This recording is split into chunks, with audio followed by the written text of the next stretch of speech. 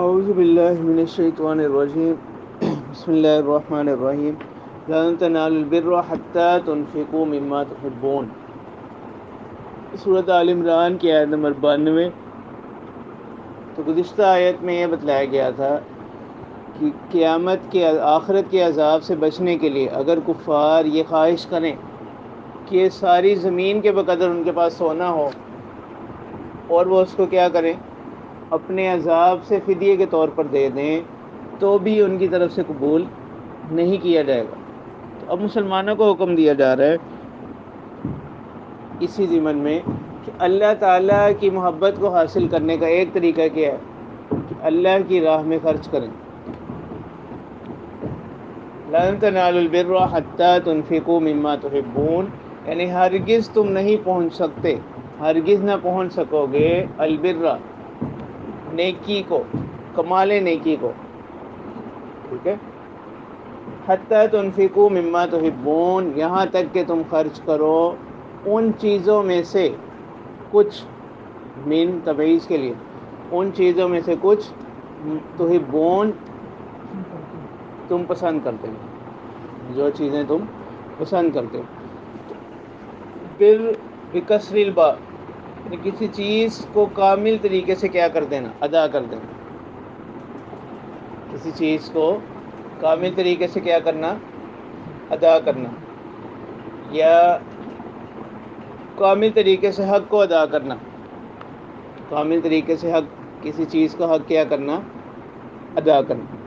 اور بر بفتح الباء اگر ہو تو اس کے بھی یہی معنی آتے ہیں کہ کسی کے ذمے جو حقوق یا فرائض عائد ہوں ان کو ذمہ داری کے ساتھ، کامل طریقے کے ساتھ کیا کرنا، ادا کرنا۔ تو اسی وجہ سے یہاں پر جو لفظ بر ہے اس کے ترجمہ کسی نے کمال نیکی کی ہے، ٹھیک ہے، کسی نے خیر سے کیا، تو وہ تمام مفہوم اسی لفظ بر میں کیا شامل، ٹھیک ہے۔ لن تنالوا البر، یعنی تم ہرگز نہ پہنچ پاؤ گے کمال نیکی کو، نیکی کا جو اعلیٰ درجہ ہے اس آیت میں اللہ تعالیٰ نے بتلایا کہ وہ کیا ہے کہ اپنی پسندیدہ چیزوں کو اللہ کی راہ میں کیا کریں، خرچ کریں، ٹھیک ہے۔ گویا کہ اس میں اللہ تعالیٰ نے بتا دیا کہ جو چیزیں انسان کو پسند ہیں، ظاہر سی بات ہے یہ پسند، یہ جو چیزیں محبوب ہیں یہ کیا ہوں گی، مجازی ہوں گی۔ تو اللہ تعالیٰ نے بتا دیا کہ محبوب حقیقی تک، یعنی ذات باری تعالیٰ تک پہنچنے کے لیے محبوب مجازی میں سے کچھ کیا کرو، خرچ کرو۔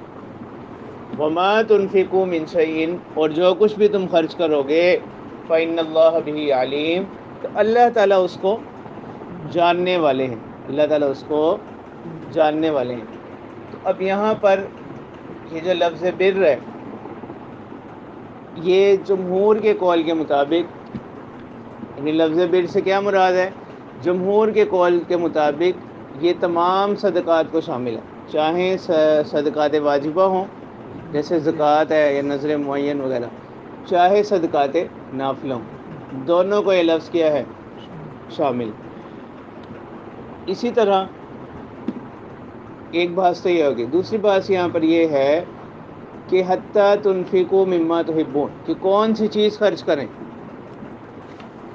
تو وہ بھی اللہ تعالیٰ نے بتا دیا کہ انسان کو جو چیزیں اس کی پسندیدہ چیزیں ہیں ان میں سے کیا کرے، خرچ کرے۔ کون سا مال خرچ کرنا ہے، یعنی جو چیزیں انسان کی پسندیدہ چیزیں ہیں ان کو خرچ کریں۔ جیسے صحابہ کے واقعات میں آتا ہے، حضرت ابو طلحہ انصاری رضی اللہ تعالیٰ عنہ جس وقت آیت نازل ہوئی تو ان کا ایک باغ تھا اور وہ بہت زیادہ ہر سال پھل دیتا تھا، تو انہوں نے کہا کہ اے اللہ کے رسول صلی اللہ علیہ وسلم، جس وقت آیت نازل ہوئی کہ مجھے اپنے مال میں سے یہ باغ سب سے زیادہ پسند ہے تو میں اسے اللہ کی راہ میں خرچ کرتا ہوں۔ تو پھر آپ صلی اللہ علیہ وسلم نے فرمایا کہ ایسا کرو کہ اس کو اپنے رشتہ داروں کے درمیان کیا کر دو، تقسیم کر دو، ٹھیک ہے۔ تو اس سے بھی معلوم ہوا کہ صدقات صرف وہی نہیں ہے جو انسان کیا کرے، کسی غریب کو دے یا اور کسی کو دے، تو اپنے عزیز و اقارب پر بھی جو خرچ کرے گا وہ بھی کس میں شامل ہے؟ صدقات میں شامل. اسی طرح ایک اور صحابی وہ ایک گھوڑا لے آئے اور انہوں نے کہا کہ یہ گھوڑا جو ہے نا مجھے بہت زیادہ محبوب ہے اپنے مال میں سے. تو وہ بھی آپ صلی اللہ علیہ وسلم نے ان سے وہ لے کر ان کے بیٹے کو دے دیا. تو اس پر انہوں نے کہا بھی کہ یہ تو پھر میرے صدقہ میرے ہی گھر میں رہا. تو آپ صلی اللہ علیہ وسلم نے فرمایا کہ نہیں، آپ کا صدقہ کیا ہو گیا؟ ادا ہو گیا. تو اسی طرح جو مخلص صحابہ جو چیزیں انہیں پسند تھیں وہ اس طرح وہ اللہ کی راہ میں اس کو خرچ کرتے تھے. یعنی اگر کسی کو اپنی کوئی غلام یا باندی بہت زیادہ پسندیدہ تھی تو اس نے اس کو کیا کر دیا؟ آزاد کر دیا. ایک بات تو یہ ہوگی. اب مال کتنا خرچ کرنا ہے، تیسرا مسئلہ اس آدمی یہ ہے کہ مال کتنا خرچ کریں گے. تو اللہ تعالیٰ نے اس میں یہ نہیں کہا کہ کیا کرنا ہے سارا مال خرچ کرنا ہے، اور آج اس میں منع کیا گیا کہ آدمی اس طور پر صدقہ کرے کہ وہ خود کیا ہو رہے؟ محتاج ہو رہے. ٹھیک ہے، یعنی صدقہ اس طرح سے کرے کہ وہ خود کیا ہو رہے؟ محتاج ہو رہے. اس سے منع کیا گیا. ٹھیک ہے. اور جیسے سورہ بنی اسرائیل میں بھی آتا ہے وَلَا تَبْسُطْهَا كُلَّ الْبَسْطِ، یعنی خرچ کرنے کے اندر نہ تو کیا کرو وَلَا تَجْعَلْ يَدَكَ مَغْلُولَةً إِلَىٰ عُنُقِكَ، یعنی نہ تو اپنا ہاتھ بہت زیادہ تنگ کرو. وَلَا تَبْسُطْهَا كُلَّ الْبَسْطِ، اور نہ ہی اس کو بہت زیادہ کشادہ کرو، بلکہ اعتدال کے ساتھ. تو یہاں پر لفظ من نے یہ بتلا دی. چوتھا، اب یہاں پر ایک سوال پیدا ہوتا ہے کہ اس یہاں جو اللہ تعالیٰ فرما رہے ہیں کہ نیکی کی حقیقت کو، نیکی کے کمال کو اس وقت تک تم نہیں پہنچ سکتے جب تک کہ اپنی پسندیدہ چیز کو اللہ کی راہ میں خرچ نہ کرو. تو پھر یہاں ایک شبہ پیدا ہوتا ہے کہ یہ جس کے پاس ہوگا ہی کچھ نہیں وہ کیا کرے. اس کا جواب مفسرین نے دیا کہ جتنے بھی عبادات کے کام ہیں، ذکر اللہ ہے، تسبیحات ہیں، کسی کی مدد کر دینا، یہ سب بھی کس میں شامل، کس میں داخل ہیں؟ بر میں داخل ہیں. یہ سب بھی کس میں داخل ہیں؟ بر میں داخل.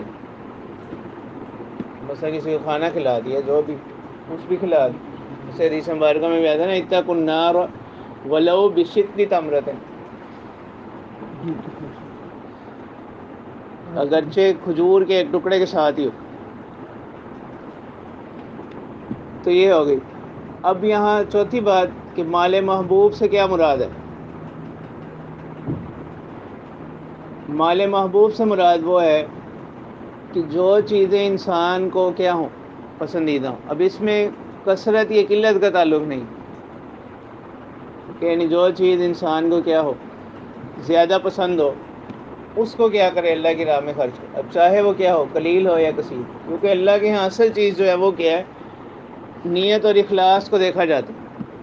اس کی نیت کیا ہے اور اس کے اس عمل میں کس حد تک کیا ہے؟ اخلاص. حدیث مبارکہ میں بھی آتا ہے ان اللہ لا ينظر الى صورکم واعمالکم، کہ اللہ تعالیٰ تمہاری صورتوں کی طرف اور تمہارے مالوں کی طرف نہیں دیکھتا. ٹھیک ہے. ولکن ينظر الى قلوبکم، اللہ تعالیٰ تمہارے دلوں کی طرف دیکھتے ہیں کہ انسان کی عمل کرتے ہوئے اس کے دل میں کیا ہے. ٹھیک ہے. اور اسی طرح یہ ہے کہ اپنی پسندیدہ چیز کو اللہ کی راہ میں کیا کرنا؟ خرچ کرنا. یہ بالکل ناکارہ یا فالتو چیز نہ ہو. وہ کہ آگے آئے گا کہ اگر کوئی ایسی چیز بھی اللہ کی راہ میں خرچ کرتا ہے تو وہ بھی کس سے؟ ثواب سے خالی نہیں. یعنی اس صورت میں اس کو زیادہ ثواب ہے، اور وہ صورت بھی کیا نہیں ہے؟ ثواب سے محروم نہیں ہے. وَمَا تُنْفِقُوا مِنْ شَيْءٍ فَإِنَّ اللَّهَ بِهِ عَلِيمٌ. تو اس آیت کے اس جملے سے ہی فائدہ حاصل ہو رہا ہے کہ یعنی بہتر تو یہی ہے کہ انسان اپنی پسندیدہ چیز کو اللہ کی راہ میں خرچ کرے. اگر کوئی ایسی چیز کو اللہ کی راہ میں خرچ کرتا ہے جو عام ہے، یعنی وہ اب مثلا کوئی کپڑا ہے وہ اس کے استعمال کا نہیں رہا، یا اور کوئی چیز ہے، یہ کھانا ہے وہ بچا ہوا ہے، ٹھیک ہے، یا کم صدقہ کرتا ہے، تو وہ تمام چیزیں وہ بھی اللہ تعالیٰ فرما رہے ہیں کہ فَإِنَّ اللَّهَ بِهِ عَلِيمٌ، اللہ تعالیٰ ان کو جاننے والے. تو اس سے مفسرین نے مسئلہ نکالا کہ اگر کوئی استعمال کی چیزیں یا خود استعمال کی چیز اور وہ ابھی یعنی یہ سمجھتا ہے کہ میرے استعمال کے لائق نہیں رہی، کسی اور کے کام آ سکتی ہے، اس کو بھی اگر کوئی خرچ کرتا ہے تو یہ بھی کس سے؟ ثواب سے خالی نہیں. تو اس آیت میں یہ کل 6 مسئلے ہوں. کل طعام کان حلا لبنی اسرائیل الا ما حرم اسرائیل علی نفسه من قبل ان تنزل التوراۃ۔ اب یہاں سے یہود کے ایک شبہ کا ذکر کر رہے ہیں۔ وہ یہ کہا کرتے تھے آپ صلی اللہ علیہ وسلم کو کہ آپ اپنے آپ کو کہتے ہیں کہ ہم کیا ہیں، ملت ابراہیمی کے پیروکار ہیں، ٹھیک ہے؟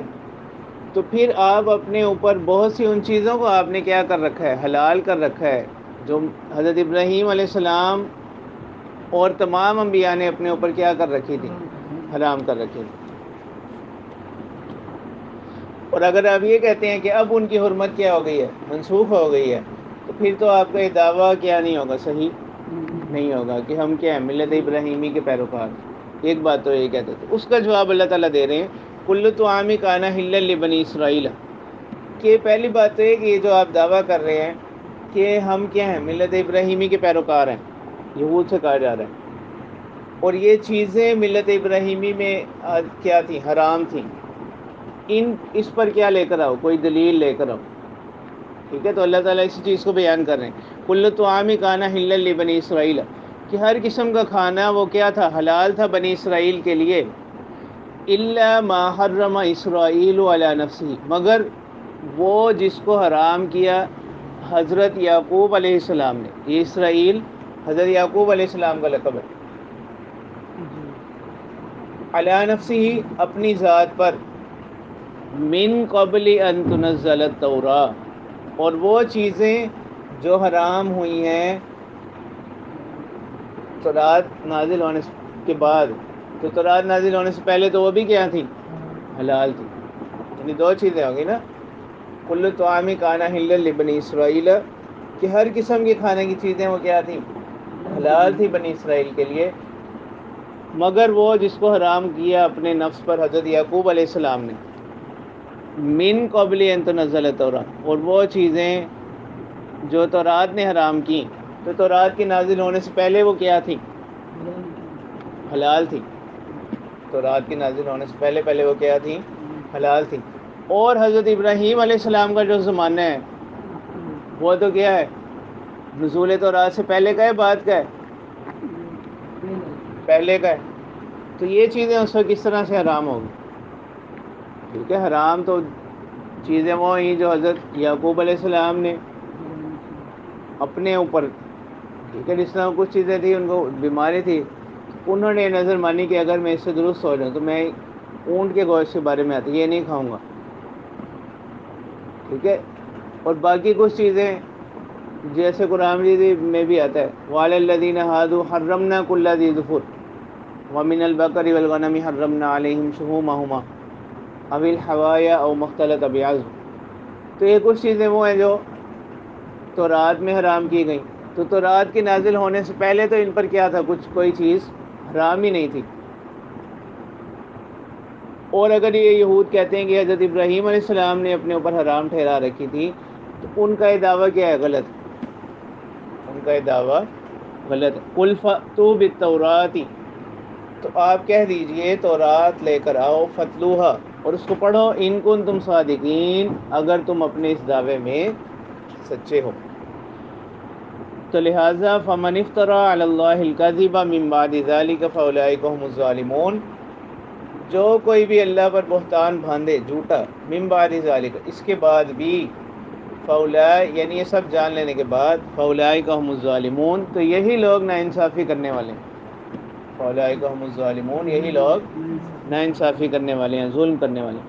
قُلْ صَدَقَ اللَّهُ، تو آپ کہہ دیجئے صدق اللہ، یعنی اللہ نے سچ کہا، فَاتَّبِعُوا مِلَّةَ إِبْرَاهِيمَ حَنِيفًا، اتباع کرو ملت ابراہیمی کی، یعنی جو کیا تھے، حضرت ابراہیم علیہ السلام کی ملت کی اتباع کرو، جو کیا تھے، حنیفہ، یعنی خالص اللہ کی عبادت کرنے والے تھے۔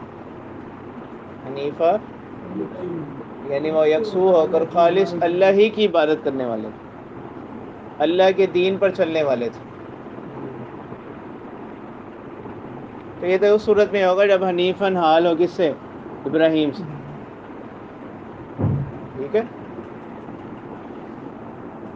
اور اگر یہ فتبعوا کی ضمیر سے ہو پھر کیا معنی ہوگا؟ فتبعوا ملت ابراہیم، اتباع کرو حضرت ابراہیم علیہ السلام کی ملت کی، حنیفاً خالصتاً انہی کی راہ پر چلو، وما کان من المشرکین، اور ابراہیم علیہ السلام وہ کن میں سے نہ تھے؟ مشرکین میں سے نہ تھے۔ ان اول بیت وضع للناس للذی ببکۃ مبارکا وہدی للعالمین۔ اب دوسرا اعتراض یہود کا یہ تھا کہ وہ مسلمانوں کو کہتے کہ اگر آپ کہتے ہیں کہ ہم کیا ہے ملت ابراہیمی کے پیروکار ہیں، تو ان کا قبلہ تو کیا تھا؟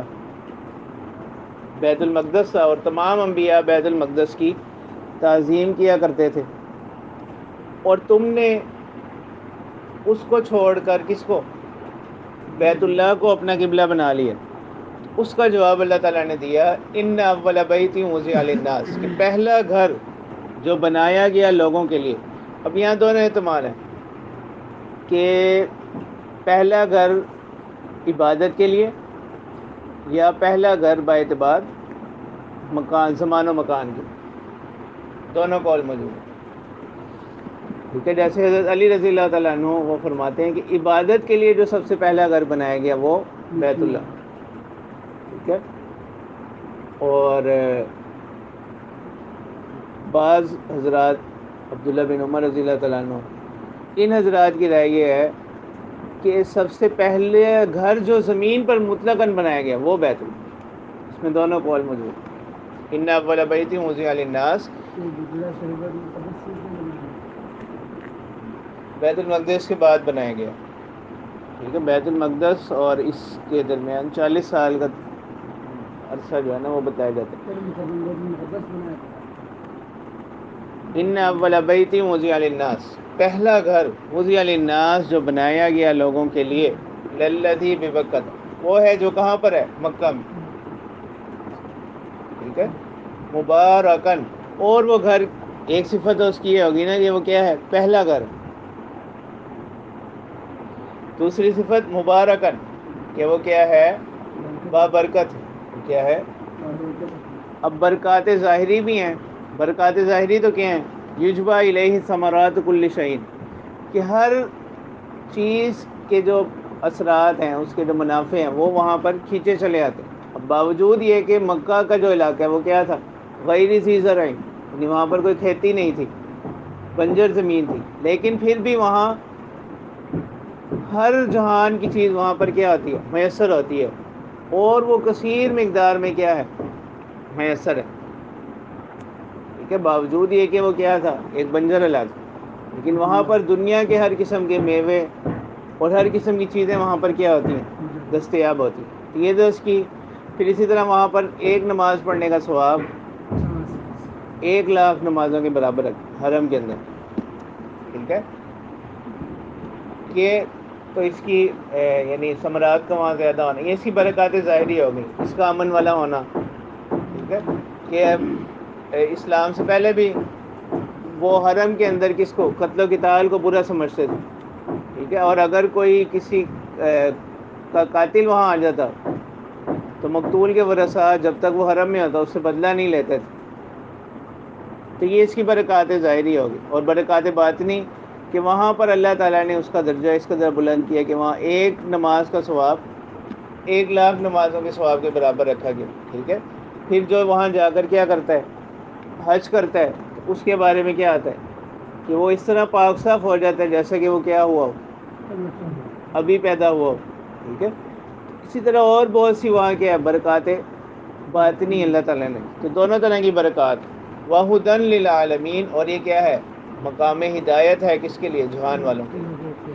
فیہ آیات بینات، اس میں کیا ہے؟ واضح نشانیاں ہیں۔ مقام ابراہیم، اور ان میں سے ایک کیا ہے؟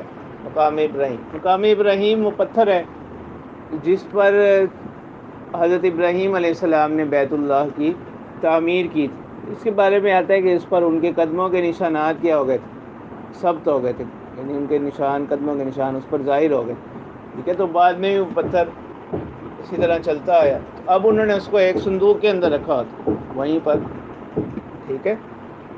اور اس کی بڑی فضیلت ہے کہ مقام ابراہیم کے پاس اگر کوئی کیا کرتا ہے 2 رکعت نفل پڑھتا ہے، ٹھیک ہے، کو کہ فقہا یہی فرماتے ہیں کہ تمام حدود حرم کے اندر کیا کیے جا سکتے ہیں، جو طواف کے بعد 2 رکعت نفل پڑھتے ہیں نا واجب، وہ تمام حدود حرم کے اندر کیا کیے جا سکتے ہیں، پڑھے جا سکتے ہیں، لیکن یہاں پڑھنے کا ثواب جو ہے وہ کیا ہے، بہت زیادہ ہے۔ اسی طرح اس کی ایک فضیلت وَمَن دَخَلَهُ كَانَ آمِنًا، کہ جو اس میں داخل ہو جائے وہ کیا ہوگا، امن والا ہوگا۔ تو بیت اللہ کی تعمیر حضرت آدم علیہ السلام سے ہوئی پہلے، ٹھیک ہے، پھر حضرت آدم علیہ السلام سے نوح علیہ السلام تک چلتی رہی، پھر طوفان نوح کے بعد وہ سارا معاملہ ختم ہو گیا، پھر حضرت ابراہیم علیہ السلام نے بیت اللہ کی تعمیر کی اور انہی بنیادوں پر اس کو کیا کیا، اٹھایا، جن پر حضرت آدم علیہ السلام نے اس کی بنیاد رکھی تھی، ٹھیک ہے۔ تو بعض روایات میں آتا ہے کہ تھوڑی کھدائی کی تو وہی بنیادیں اصل حالت میں کیا ہوگی، نکل آئیں۔